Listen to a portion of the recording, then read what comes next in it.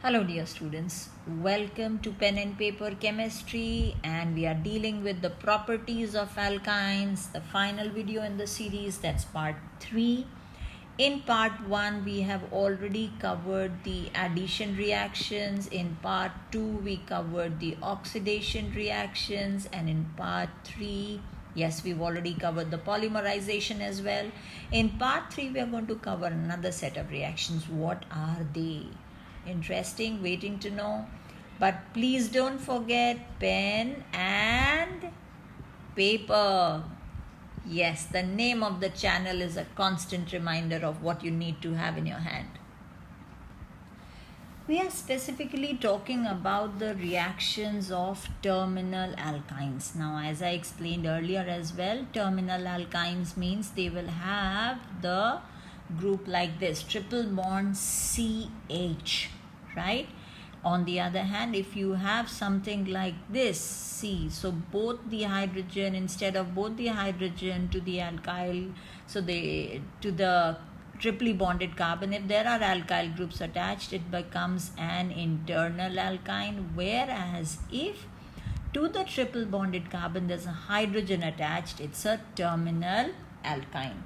Now the reaction that we are talking about are substitution reactions shown specifically by terminal alkynes, and they also depict the acidic nature of the hydrogen in the case of terminal alkynes. For those who've not seen part 2 and part 1, this is a part of the flow chart. This entire thing that you see over here is part of a big flow chart which you can draw and use it to make the study of organic chemistry easy for yourself. Yes, this is it. I shall at the end of this video give you part by part so that it's easier for you to make it as well, or maybe load it as another video. So first of all, we need to understand what makes the hydrogen of the terminal alkyne so special that it should show acidic behavior. Acidic means it has got a replaceable hydrogen. This hydrogen can be replaced by a metal ion, by a positive ion. Here I have drawn the electronic configuration of carbon, 1s2, 2s2, 2p2. In the excited state, it's 1s2, 2s1, px1, py1, pz1 drawn here. Now when it undergoes bonding with hydrogen, now here it has to form triple bond. Triple bond means one sigma, right? And the other two would be pi bonds. Now in order to form pi bonds, I need the p orbitals intact. Carbon here, so a p orbital, both the lobes, a p orbital, both the lobes, and let's draw the other p orbital because the p orbitals are mutually perpendicular to each other, so we have a p orbital here, right? Now the two of them will overlap and this makes a pi bond, this makes a pi bond. These are not two pi bonds, it's just the same pi bond, but it's just that both the lobes are overlapping. And here again we have a pi bond, a pi bond. The orange will overlap with orange, the green will overlap with green for the simple reason that they are in the same plane. Just stretch your three fingers mutually perpendicular to each other and you will know what we are talking about here. Now because I need two p orbitals intact, I cannot touch them. What am I left with? So what am I left over here with is 1s and 1p, correct? So what is the type of hybridization that it will undergo? Absolutely right, it will be sp hybridization. Now sp hybridization means I've got two hybrid orbitals. They will be maximum distance apart from each other. So there we go. So this is one hybrid orbital and this is the another hybrid orbital which I have drawn in white. One hybrid orbital and the other hybrid orbital, right? and they will undergo overlapping with hydrogen having configuration 1s1, and this will also undergo overlapping with hydrogen 1s1, and here the two of the carbon atoms, these are the two central carbon atoms which are overlapping with each other. I've got a linear molecule and there is sp hybridization. So what difference does it make? Let's see. Here's the tabular form of the hybridization that we see in the case of alkanes, alkenes and alkynes. Alkanes means there's single bond between the carbon atoms, alkenes means double bond, and alkynes means triple bond between the carbon atoms. We see the hybridization sp3, sp2, sp. How much is the s character over here? Now if you see 3 plus 1, total 4, right? 4 orbitals are involved, out of which only one part is s. So 1 out of 4. So what is the percentage of s character here? What is the percentage of the s character in sp2? So 1 s and 2 of p. So out of total of 3, only one part is s. S and P, 1 S and 1 P, 1 plus 1, 2, total hybrid orbital 2, out of which how much is the contribution of S? 1, right? So this comes out as 25%, this is 33.3%, and here if you notice it is 50% S character. So in this hybrid orbital, what is there is the percentage of s character is 50%. Now we know that the shape of s is spherically symmetrical and it is approaching the nucleus closer compared to a p orbital which is dumbbell shape, right? So what happens is, it being closer to the nucleus, the electrons in this bond, they tend to move towards the carbon atom because of the greater percentage of s character in the sp bond. Now because of this carbon acquires a partial negative charge and this becomes partial positive, and it forms what we know as the acetylide ion. Now because it is partially positive, something which is more electropositive than hydrogen can easily come on, make way for me, push it off, correct? So with the result, what we will have over here is, we have a hydrogen of the alkyne being replaced by a highly electropositive ion. And this gives us the monosodium acetylide. If you notice, there's another hydrogen. So what can happen is, yes, further replacement of the hydrogen ion can take place, and with the result we will have CNA triple bond CNA, right? Negative positive, disodium acetylide. What happens to the hydrogen? Oh yes, it is very much there. We can either write it as half of H2, or at the end of it, if we are writing this right away, we can depict it as the liberation of hydrogen gas. Correlating this to your knowledge from previous classes, we know that acids react with active metals to liberate hydrogen gas, right? Now because alkynes are reacting with active metals like sodium, potassium to liberate hydrogen gas, we say that they are acidic in nature.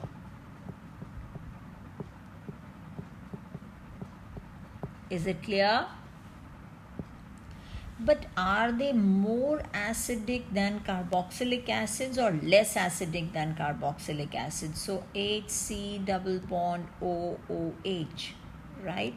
And if I have to compare the acidic nature of terminal alkynes and carboxylic acids. Now, in the case of carboxylic acids, we know that they are stabilized by, yes, they are stabilized by resonance. The carboxylate ion which is formed is stabilized by resonance. Because of which, whereas in this case the acetylide ion is not stabilized by resonance, so we know that carboxylic acids are more stable than alkynes, right? So they react with sodium metal in liquid ammonia to give us disodium acetylide. Coming to other two reactions, these are very important reactions and they are used to test. So that's why I'm going to write it in some different color so that you are able to remember. Test. That doesn't mean they'll come in the test. They are used as a test for terminal alkynes. They are used as a test for acetylene. You react acetylene with ammonical cuprous chloride and it gives us a red precipitate of copper acetylide or just copper acetylide, red precipitate. You react the terminal alkyne, so the reaction that I have written over here is specifically with CH triple bond CH, easiest to remember. So what we've got over here is hydrogen being replaced by silver, hydrogen being replaced by silver. But notice, we did not react it with copper or silver in the first reaction because those metals are less reactive or less electropositive than hydrogen. So they're not going to. It is the compounds of these metals that we are treating. And they substitute the hydrogen to give us the corresponding precipitate. So we get a red precipitate with ammonical cuprous chloride, or we get a white precipitate with ammonical silver nitrate, also known as the Tollens reagent. These two reactions are used to test acetylene. So what have we got over here? How do you test for unsaturation? And unsaturation means double or triple bond. Of course, the first test is combustion, smoky flame. Bayer's reagent, the color gets decolorized. Bromine water or bromine in inert solvent, the color gets decolorized. How do you test terminal alkynes? They liberate hydrogen when reacted with active metals like sodium, potassium.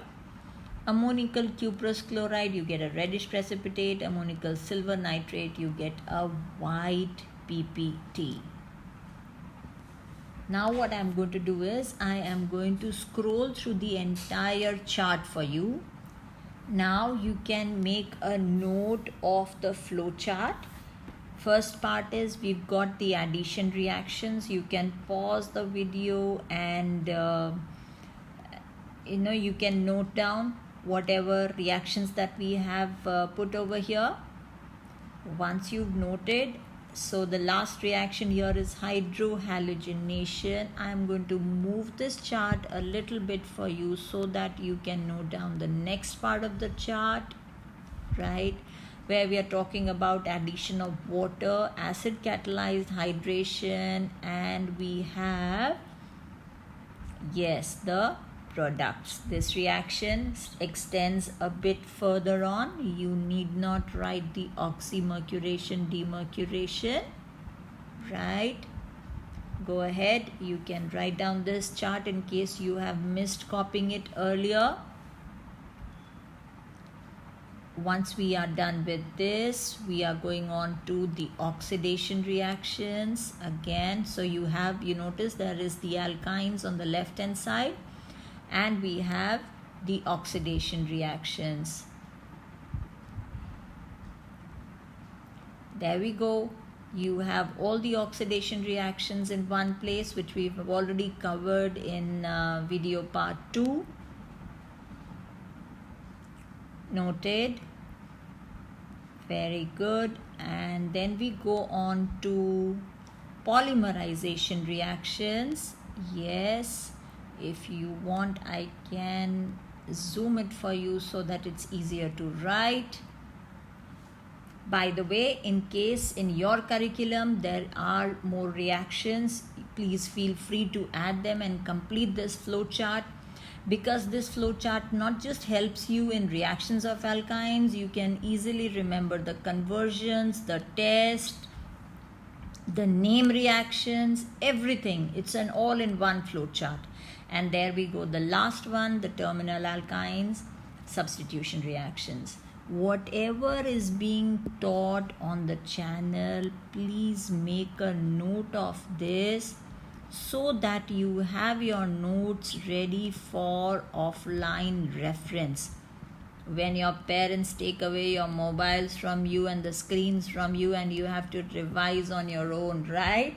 You need something to revise. See this flowchart 3 times in a day over 2 consecutive days and your alkynes will be done. Also, one important point, there are some questions that I put some food for thought, which I call, during the course of the lesson. Please don't forget to answer those questions in your notebook in order to complete the notes. One last look at the chart that we've got for you. This is the chart that is originally there. So you can also make a chart like this, and interestingly, you can add the preparations over here. So what you do is, the preparation chart that I have given you, you can add it along with this. So preparations are on the left hand side and properties are on the right hand side, and alkynes is complete. Wish you all a very, very happy studying time and learning chemistry in an easy and fun way. Take care. See you in the next video.